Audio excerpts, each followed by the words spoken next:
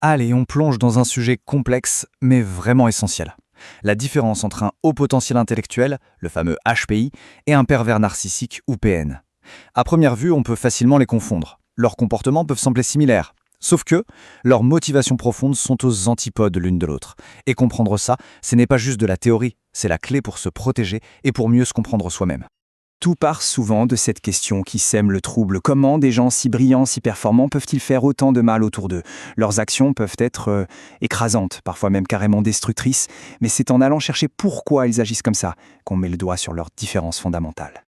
Le premier point, et honnêtement le plus important, c'est leur rapport aux émotions.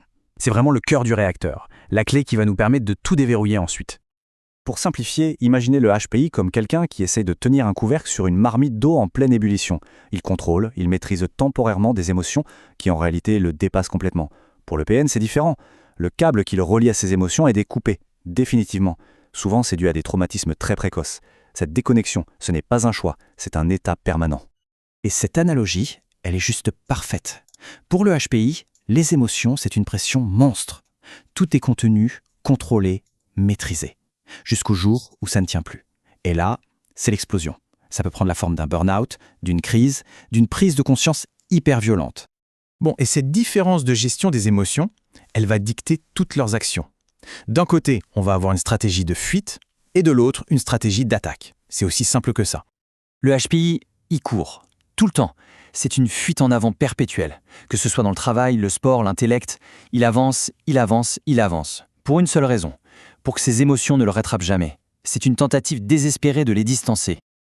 Le PN, lui, c'est tout le contraire. On n'est plus du tout dans la fuite. On est dans l'attaque. Et c'est une attaque délibérée. En fait, il projette sa souffrance sur les autres. Sa logique, c'est « je souffre ». Et cette souffrance m'oblige à te faire souffrir, pour que moi, j'aille mieux. Et ça nous amène à un point crucial. Est-ce qu'ils ont conscience du mal qu'ils font? Est-ce que l'un est aveugle et l'autre intentionnel? La réponse est très éclairante. Voilà le truc.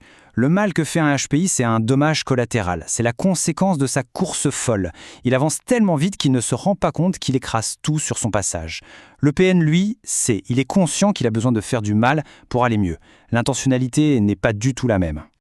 Logiquement, on en vient à se poser la question de la guérison. Est-ce qu'ils peuvent changer? C'est là que la différence devient la plus nette, la plus concrète. Le moment où ils vont potentiellement pousser la porte d'un cabinet de thérapie, c'est là que tout se révèle. Leurs réactions, dès le départ, sont radicalement différentes. Ce tableau résume tout. Le HPI, il vient parce qu'il sent que ça ne va pas à l'intérieur de lui. Le PN, il ne vient que s'il y est forcé, souvent parce qu'il risque de perdre sa proie, sa victime. Son but n'est pas de guérir, mais de manipuler la situation à son avantage. Pour un PN, la thérapie, c'est un jeu, un terrain où il doit prouver qu'il est le plus fort. Il va expliquer au psy comment faire son travail, il va tout intellectualiser, et surtout, il ne sera jamais responsable de rien. Si ça va mal, c'est toujours la faute des autres. Pour le HPI, par contre, la thérapie est une épreuve, une véritable bataille. Il doit réapprendre à se connecter à tout ce qu'il a passé sa vie à fuir. C'est un processus hyper violent, parce qu'il faut une force immense pour défaire les mécanismes de contrôle qu'il a mis en place pendant des années.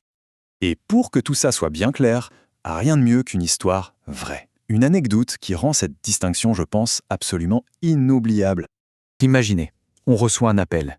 Une femme nous dit cette phrase incroyable. « Mon père était un pervers. Vos vidéos l'ont guéri. » Elle raconte qu'il s'est effondré en larmes devant sa femme, en demandant pardon. Là, on se dit « stop, attendez une minute. Un vrai pervers narcissique qui change, juste en regardant une vidéo? Qui s'excuse? Qui pleure? C'est impossible. Ça ne colle pas. Un vrai PN ne peut pas se reconnaître, il ne peut pas admettre ses torts comme ça. Et c'est là que la lumière s'est faite. La réponse était évidente. Cet homme n'était pas un pervers narcissique. C'était un HPI en très grande souffrance qui, en voyant la vidéo, a enfin mis des mots sur ses propres comportements destructeurs. Le point fondamental, il est là. Cet homme n'a pas reconnu qu'il était un pervers. Il a reconnu que son comportement était pervers. Et cette nuance, c'est tout. C'est une prise de conscience qu'un HPI peut avoir, mais qu'un PN ne pourra jamais atteindre. La vidéo a simplement permis à un HPI de se réveiller. Et tout ça, ça nous laisse avec une dernière réflexion. Et si nos jugements un peu trop rapides nous empêchaient de voir la souffrance qui se cache derrière les actes? En allant chercher les motivations profondes, on dépasse les étiquettes. Parce que parfois, derrière un comportement qui fait mal, il n'y a pas une volonté de nuire, mais simplement une blessure immense que personne ne voit.